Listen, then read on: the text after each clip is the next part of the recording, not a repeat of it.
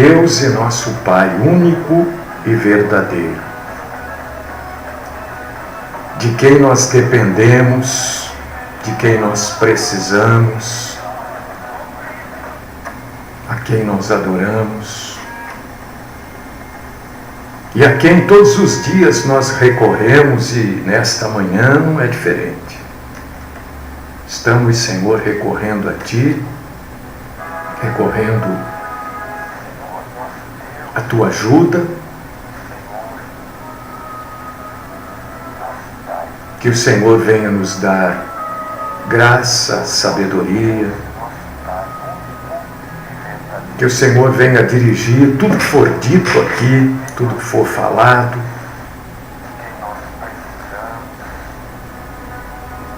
que o Senhor nos ajude. Precisamos da Tua ajuda, Senhor.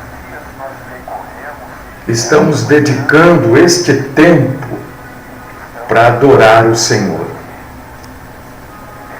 para proclamar a Tua palavra pura, santa, cristalina e verdadeira, a Tua palavra que verdadeiramente nos ensina.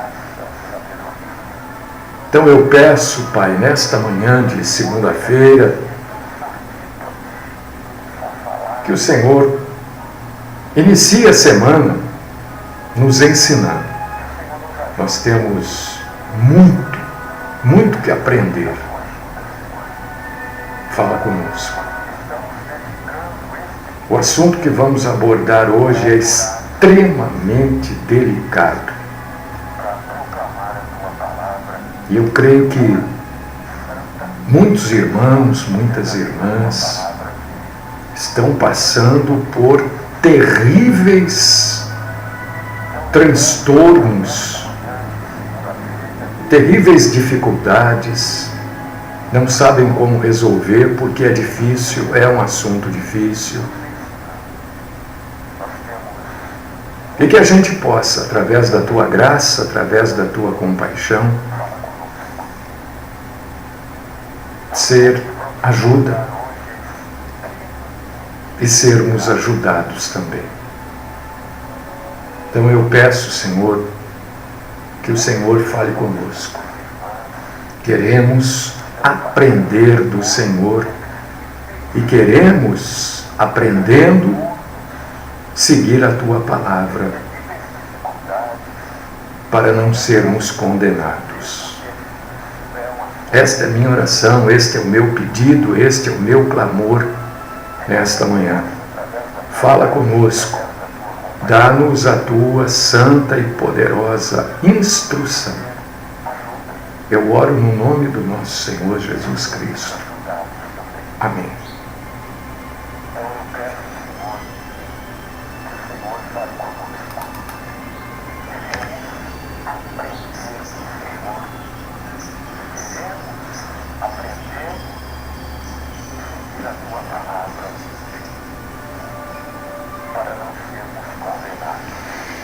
Olha, meus irmãos, minhas irmãs e vocês todos que estão conosco nesta manhã de segunda-feira, eu tenho certeza que a palavra de hoje tem endereços, no plural, certos.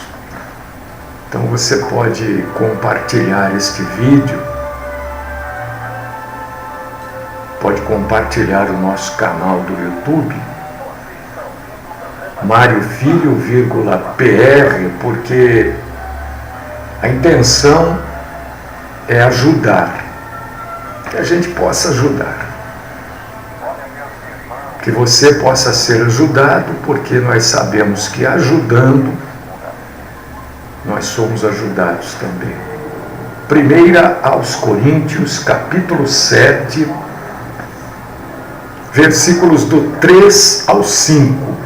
Se você tem a Bíblia, convido você para você abrir a sua Bíblia com a gente, ler. Se você não pode, ouça. A Bíblia diz que a fé vem de ouvir e ouvir a palavra de Deus. 1 Coríntios capítulo 7, versículos do 3 ao 5, diz assim a palavra do Senhor. Preste muita atenção no que está escrito. Eu tenho certeza que todos nós precisamos entender o que está escrito, entender um pouco mais desta passagem. 1 Coríntios, capítulo 7, versículos do 3 ao 5. O marido conceda à esposa o que lhe é devido. E também, semelhantemente, a esposa ao seu marido. A mulher não tem poder sobre o seu próprio corpo, e sim o marido. E também semelhantemente, o marido não tem poder sobre o seu próprio corpo, e sim a mulher. Não vos priveis um ao outro, salvo por mútuo consentimento, por algum tempo, para vos dedicardes à oração e novamente vos ajuntardes, para que Satanás não vos tente por causa da incontinência.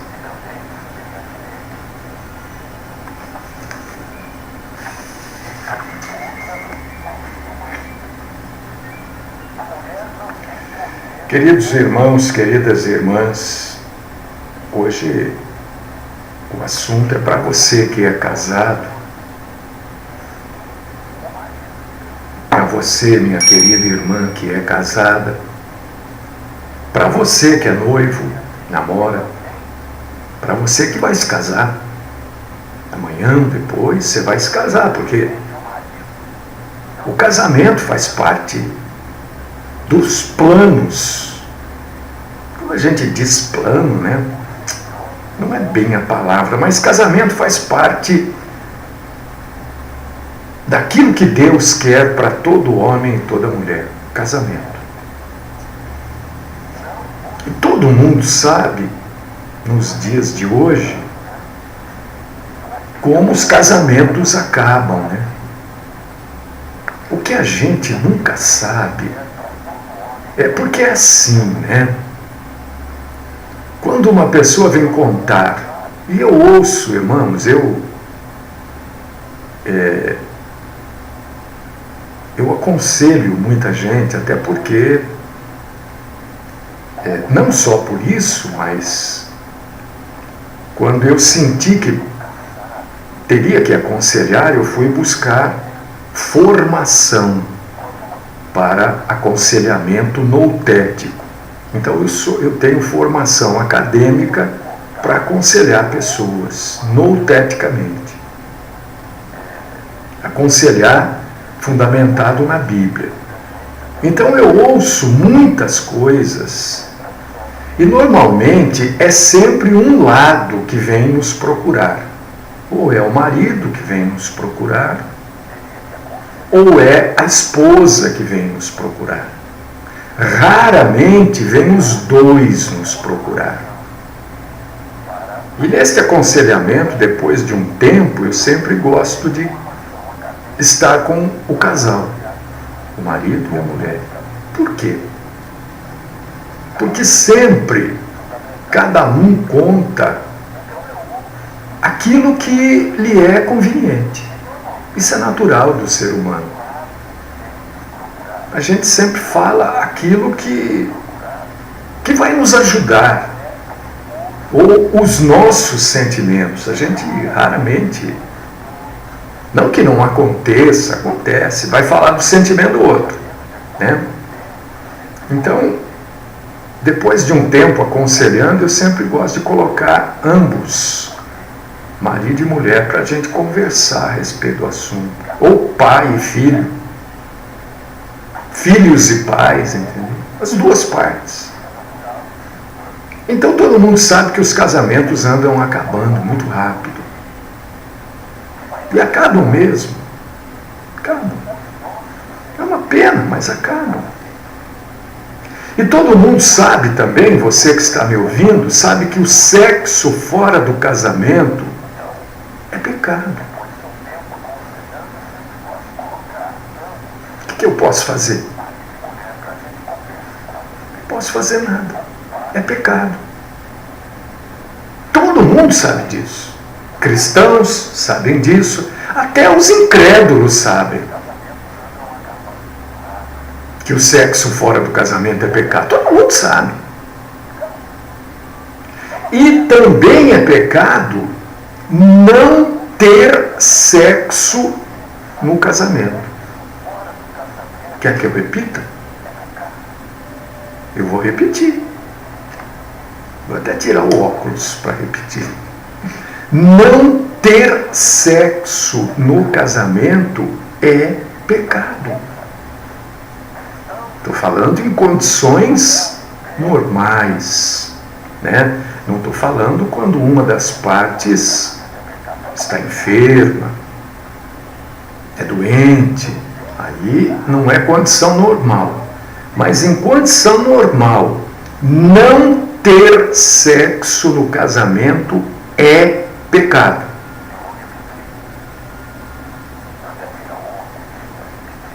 E talvez nem todo mundo saiba disso. Mas quando a gente lê 1 Coríntios capítulo 7, versículos do 3 ao 5, a gente que quer entender a Bíblia vai ver que o sexo no casamento... o que é sexo? Sexo é um relacionamento íntimo entre um homem e uma mulher. Sexo é o relacionamento íntimo entre uma mulher e um homem. Isso é sexo. Fora disso, quaisquer coisas fora disso não é sexo. Então o que é? O nome que você quiser dar, menos sexo. Sexo no casamento é dívida. E quando a gente negligencia, sabe o que é negligenciar? É não dar atenção. Entendam, eu não estou aqui para acusar ninguém. Eu estou aqui para ajudar. Se eu puder ajudar, maravilha. Se eu não puder ajudar, eu estou pelo menos me propondo a ajudar. Minha irmã,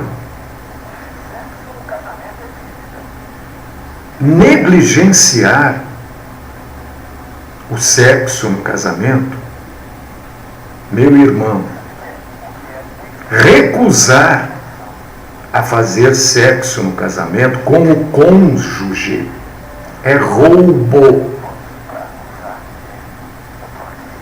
Onde já se viu? É roubo. Só você querer entender a Bíblia. Não fazer sexo. Não estou com vontade. Estou com dor de cabeça. Estou com sono. Espera o marido dormir, vai para a cama. Espera a esposa dormir para aparecer na cama. E outros argumentos para não se relacionar intimamente com o cônjuge é uma quebra do 8º mandamento. Qual que é o 8º mandamento? Eu vou acabar esse golinho de café aqui, tá? Se não ficar frio, já fica ruim. O 8º mandamento é: não furtarás. E o homem ou a mulher que se recusa em condições normais a manter relacionamento sexual com o seu cônjuge está roubando, está furtando. A Bíblia tem coisas importantes para falar para a gente sobre solteirismo, casamento, sexo, né? A Bíblia é maravilhosa. Às vezes a gente não entende. Às vezes a gente lê lá e não entende. Às vezes a gente quer entender a Bíblia segundo o que falam lá na igreja. Eu não sou contra a igreja, é que a maioria das igrejas, infelizmente, quem prega não sabe o que prega, né? A maioria das igrejas nem fala deste assunto.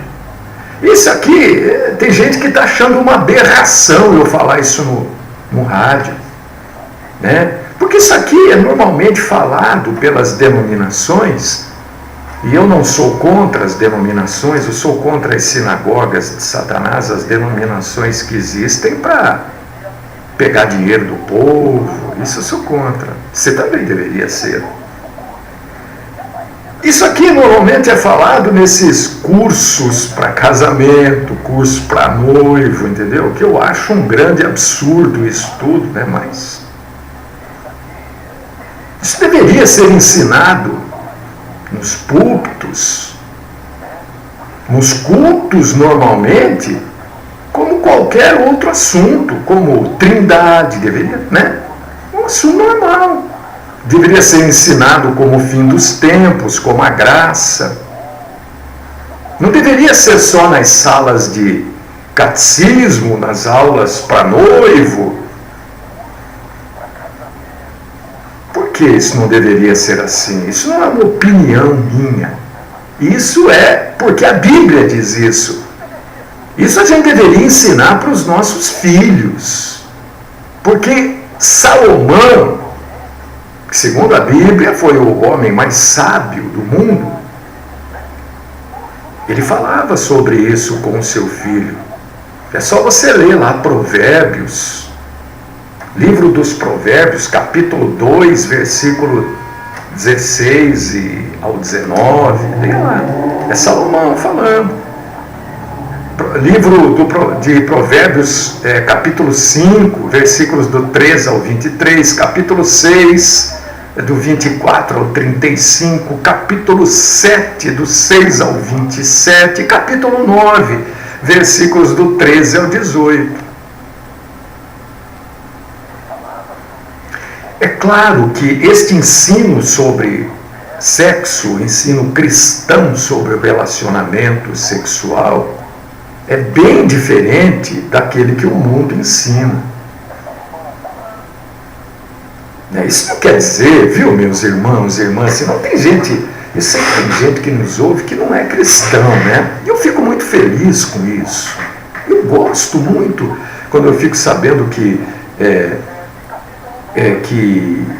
católicos nos ouvem, que espíritas nos ouvem, que adventistas do sétimo dia nos ouvem. Eu fico muito feliz quando eu fico sabendo que pessoas até que ateus nos ouvem. Eu fico feliz porque eu estou podendo levar para eles a palavra verdadeira. Então não pensem vocês que nós cristãos somos ignorantes sobre o assunto sexual, ou que o cristão é aquele que faz sexo com roupa, só um buraco na frente. Não é assim. Entendeu? Porque tem, né? Eu sei que tem pessoas que nos ouvem que falam, esses crentes aí, tá louco, não, já pensou? Acho que eles dormem de camisolão com um buraco na frente só. Não é assim. A gente faz sexo, ou deve fazer, né? Porque a Bíblia trata do sexo como algo extremamente normal. E deve ser, olha, Paulo fala, a mulher não pode se recusar a fazer sexo com o marido não pode se recusar a fazer sexo com a mulher, porque isso é furto.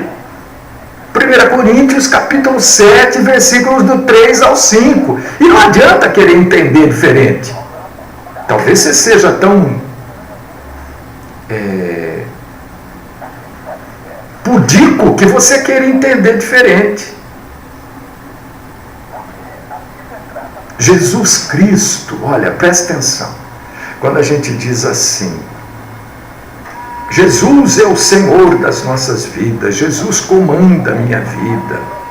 Isso quer dizer que Jesus comanda tudo na nossa vida, inclusive o casamento. Não é?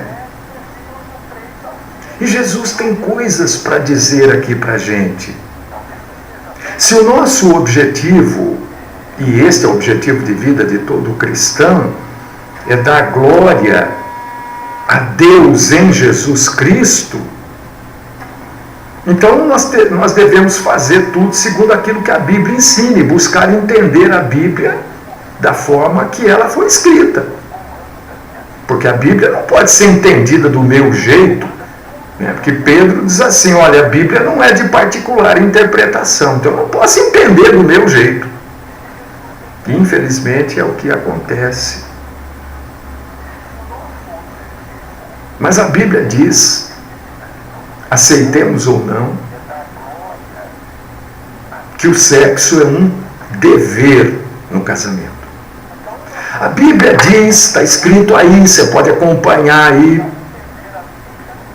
1 Coríntios capítulo 7, fala de marido e esposa dando a sua devida benevolência, ou alguma outra palavra parecida com essa, sinônimo dessa, um ao outro. O marido tem que pagar à mulher a devida benevolência, da mesma forma que a mulher deve pagar ao marido a devida benevolência. Devida benevolência, ou algum outro termo sinônimo desse, que pode estar aí na sua Bíblia, não significa que o marido e a esposa devem mostrar um ao outro apenas bondade em geral. Não. O contexto, e eu sempre digo, gente, cuidado, vamos texto no contexto, né? Para todo mundo que eu converso, que a gente bate papo, e que a gente fala da Bíblia, e que eu, no meu pequeno conhecimento, mas sempre lutando para aumentar esse conhecimento, eu sempre digo, gente, texto no contexto. E considerando o contexto, não é o único, presta atenção, um dos propósitos do casamento é qual? Evitar a fornicação. Um dos propósitos do casamento é evitar que o homem saia para a rua atrás de prostitutas e que a mulher saia para a rua atrás de um homem para poder satisfazer os desejos dela. Esse é um dos, eu não estou dizendo que é o, eu estou dizendo que é um dos. Entende isso, né? No casamento, o outro lado tem autoridade sobre o seu corpo. E você tem autoridade sobre o corpo do outro lado. O outro lado aqui, ou é a mulher ou é o homem. Eu estou falando para ambos os sexos aí. Eu estou falando do leito matrimonial, claro, né? A incontinência, no versículo 5 de 1 Coríntios, capítulo 7, refere-se à falta de sexo. Assim, a devida benevolência, ou qualquer sinônimo que esteja aí na sua Bíblia, em 1 Coríntios, capítulo 7, versículo 3, refere-se especificamente à bondade devida ao cônjuge, a outra parte na relação sexual. Essa benevolência sexual é devida. Ela é devida. Isso não sou eu que estou inventando. Um personagem. Não estou inventando nada. É só você ler aí. Ler. Você tem a Bíblia, minha irmãzinha querida. Meu irmãozinho querido, você tem a Bíblia. E lembrando que eu estou sempre falando em condições normais, condições ordinárias. No caso de uma enfermidade, é uma outra situação. Então, é uma dívida que você tem com o seu marido ou com a sua esposa. Não é um favor. Eu, certa vez, tive que discordar de um mestre, porque ele estava nos ensinando, um mestre, uma pessoa que eu respeito profundamente, né, mas eu não concordei do jeito que ele estava colocando. Né, que o marido, para ter relação sexual à noite com a mulher, ele começa logo pela manhã a agradar, a não sei o quê. Eu falei, opa, pera, não é isso que a Bíblia diz. Isso é o que você pode fazer e eu respeito. Mas a Bíblia não diz isso. Porque isso não é um favor. A gente não faz sexo com a outra parte porque a outra parte é boa pra gente. Olha, a minha esposa tem sido boazinha para mim, então eu vou fazer sexo com ela. Olha, o meu marido tem sido tão bonzinho para mim, me trouxe flores, bombons. Olha, ele fez a comida, então hoje eu vou fazer sexo com ele. Não é isso. Então hoje eu quero sexo à noite com a minha mulher, tem que começar a tratar ela bem de manhã. Isso é puro interesse, não é isso que a Bíblia diz. O sexo é devido. É claro que ninguém vai ser grosseiro, cavalo, e depois vai exigir sexo da mulher. Não é isso que nós estamos falando, hein? Vamos manter as coisas nos devidos trilhos. Não estou dizendo que o marido vai bater na mulher, gritar, agredir e depois obriga a mulher a fazer sexo. Veja bem, eu estou tratando em condições normais, né? Eu cheguei até a falar em condições ordinárias. Condições normais não tem essa coisa. Obviamente, não estou tratando aqui de idade avançada, debilidade, né? Quando as pessoas são incapazes de pagar esse débito. Estou falando em condições normais, irmão. Porque eu falo, mas eu sei que depois tem um ou outro que vai pegar uma coisinha e vai querer. Então eu já estou dizendo, em condições normais, o sexo é uma dívida. Então eu quero aqui deixar a pergunta para você, meu irmão, amado e querido, minha irmã amada e querida em Cristo. Você está pagando esse débito devido ao seu marido ou à sua esposa? Ah, pastor, mas o meu marido é um cavalo, ele não sei o quê. Irmã, eu estou falando em condições normais. Existem casos e casos, situações e situações. Estou falando em condição normal. Um marido normal, uma esposa normal, e que chega cansado, cansada do trabalho, os filhos, a família, a casa, e de repente parece que tudo fica mais importante na vida do que o casamento. Você já observou isso? O filho é mais importante, os netos são mais importantes, o trabalho é mais importante, a rua suja é mais importante, o vizinho que grita é mais... Tudo é mais importante do que o casamento. Aí vai negligenciando o casamento.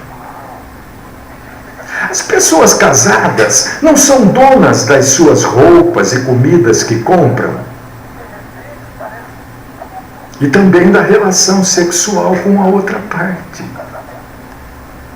Mas está escrito na Bíblia. Isso não é coisa que eu estou inventando, ou é coisa que eu quero passar como ensinamento e eu estou mudando. Não, está escrito. A mulher não tem poder sobre o seu próprio corpo. Você está lendo aí? Mas tem o marido. E também, da mesma maneira, o marido não tem poder sobre o seu próprio corpo, mas tem-no a mulher. Versículo 4 de 1 Coríntios, capítulo 7. Não sou eu que estou mudando, ou não sou eu que estou querendo passar algo. Não, está escrito. Então, isso está querendo dizer o quê? Que a outra parte, em condições normais, está ouvindo, né? Porque eu sei que depois eu vou receber mensagens e eu vou ter que escrever. Eu falei milhões de vezes em condições normais. A outra parte tem autoridade sobre o seu corpo sexualmente falando, não você.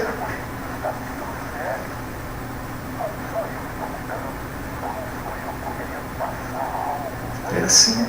E aí os casamentos começam a deteriorar quando isso não acontece.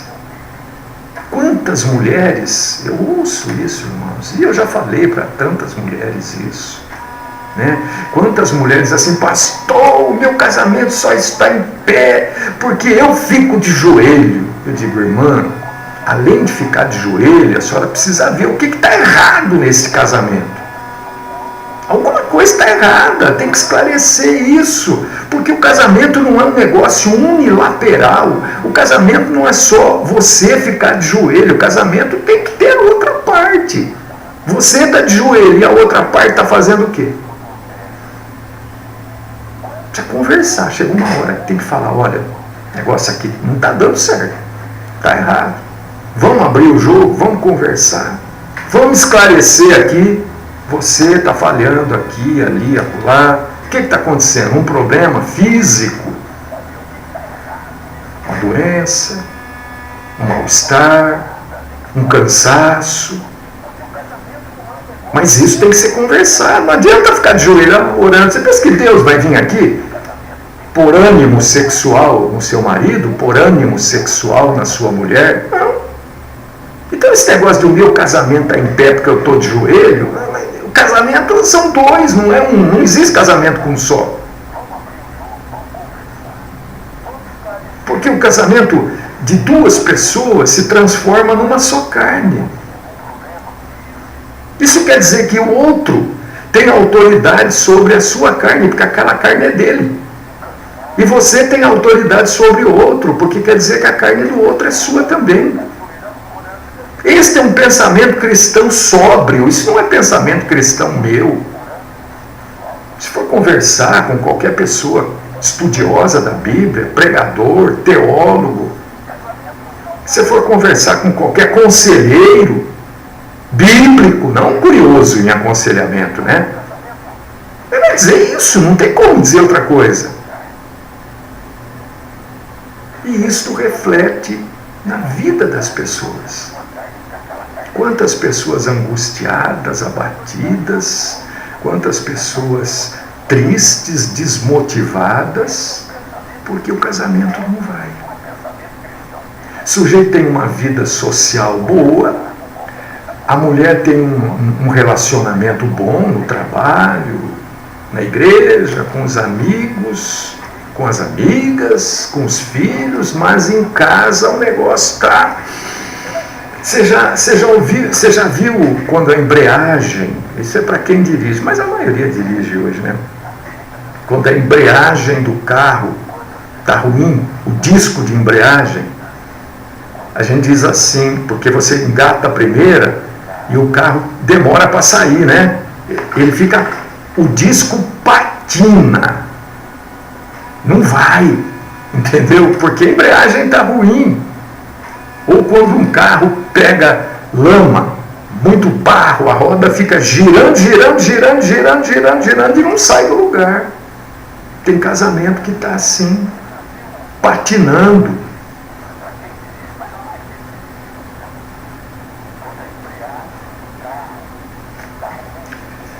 Como eu enfrento sérios confrontos, quando eu trago alguns assuntos, eu quero lembrar para você que está me ouvindo, meu irmão, minha irmã, casado, noivo, que namora, que vai se casar. A igreja, a noiva do Cristo, a igreja, a noiva de Cristo, ela é dona do seu próprio corpo.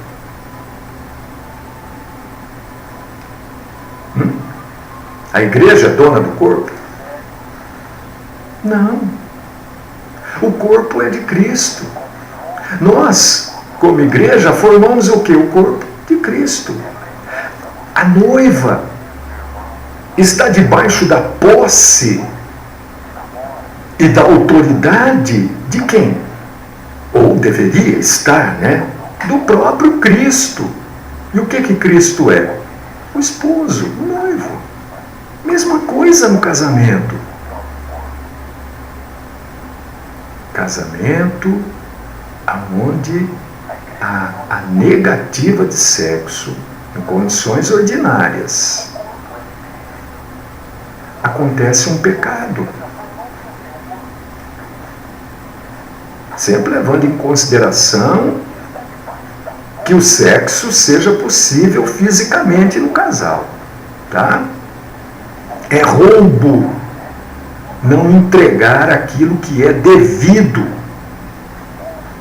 É roubar o seu próximo mais chegado a você. Qual que é o próximo mais chegado de mim? É minha esposa. Qual que é o próximo, ou qual deve ser, né, o próximo mais chegado da minha esposa? Devo ser eu. Na sua casa deve ser assim.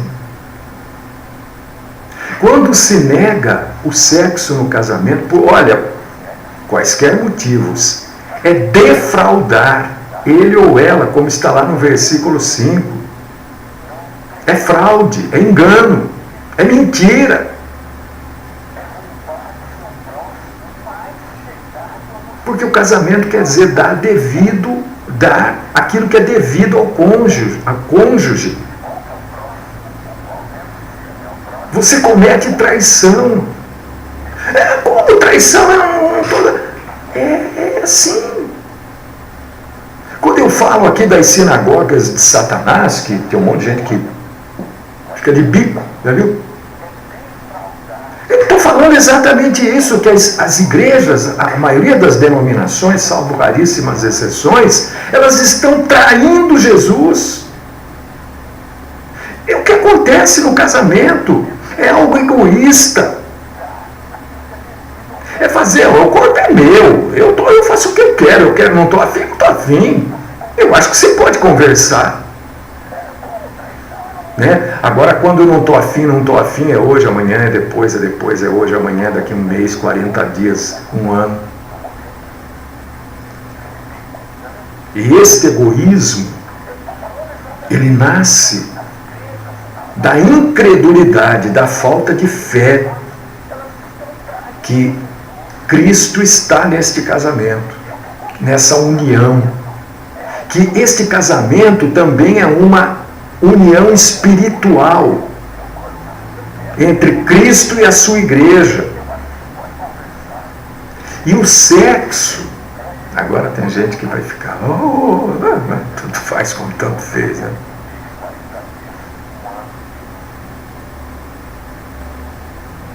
Quando há a recusa do sexo no casamento em condições normais, esse casamento não relata, não expressa uma união cristã. E o pecado tem consequências, viu, meu irmão, minha irmã? O pecado tem consequência. Deus vai julgar e castigar você por esse pecado. Quantas vezes, irmão, o cônjuge, a outra parte, que pena que o nosso tempo está acabando, fica ferido. E fica muitas vezes seriamente a outra parte fica ferida. Porque recusar os desejos sexuais é cruel, meu irmão. Minha irmã, é cruel. Isso é crueldade. Ser indiferente para com a outra parte, irmão, irmã, é impiedade. Jesus Cristo não trata assim a sua esposa, que é a verdadeira igreja. A verdadeira igreja vive insatisfeita com Cristo. enquanto você deixa o seu cônjuge insatisfeito com você, trapaceado. É trapaça. Vai levar a outra parte, quem sabe até a pecar. Ou ser uma pessoa amarga, ressentida, e o seu casamento vai ralo abaixo. Aí, sem a intimidade física de todos os tipos, o casamento vai secar. E a intimidade emocional e espiritual também.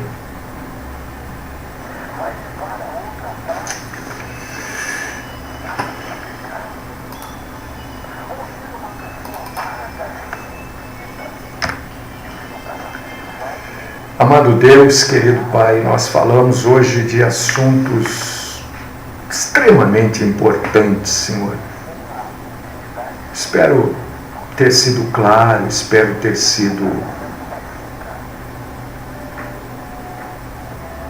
como alguém que quer ajudar realmente.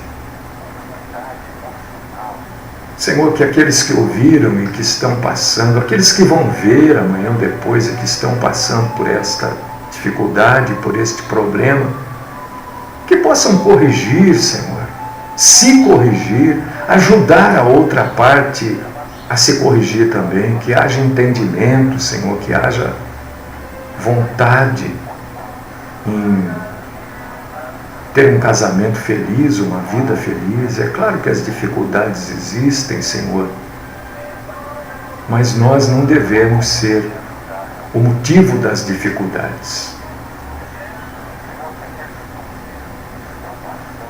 Continua falando comigo, com os meus irmãos e irmãs, e abrindo a mente de cada um deles para a alegria plena, total, no Evangelho do nosso Senhor Jesus Cristo. Esta é minha oração. No nome do Cristo Salvador Jesus. Amém.